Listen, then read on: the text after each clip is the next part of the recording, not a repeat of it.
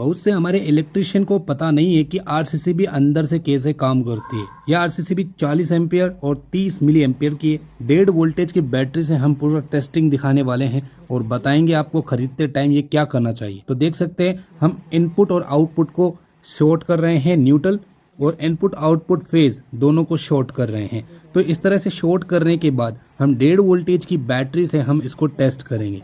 अब 1.5 वोल्टेज की बैटरी से ये काम कैसे करेगा, जबकि ये 220 वोल्टेज का है और 40 एम्पियर का है, तो कैसे काम करेगा। तो देख सकते हैं मैं यहाँ पे बैटरी रखता हूँ एक वायर को कट करके।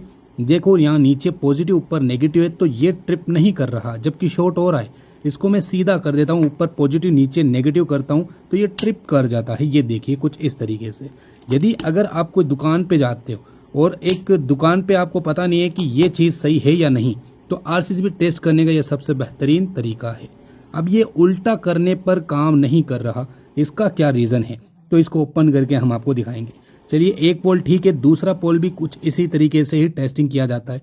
नीचे की तरफ पॉजिटिव ऊपर की तरफ नेगेटिव है तो काम नहीं करेगा, ऊपर की तरफ पॉजिटिव नीचे की तरफ नेगेटिव ट्रिप करेगा हमारा आरसीसीबी। तो ये दोनों पोल सही है।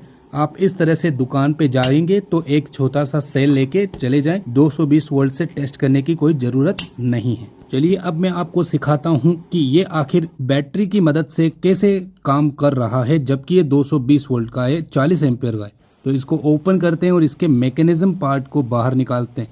तो ये देख सकते हैं बाहर मैंने मेन पार्ट को निकाल दिया है और अब इसके अंदर दिखाते हैं आपको काम कैसे कर रहा है। इसके अंदर होती है मैग्नेटिक रिले और एक होता है सीटी। तो सीटी के अंदर होते हैं 2 वायर राउंड किए हुए होते हैं, न्यूट्रल और फेज के अलग अलग वायर होते हैं।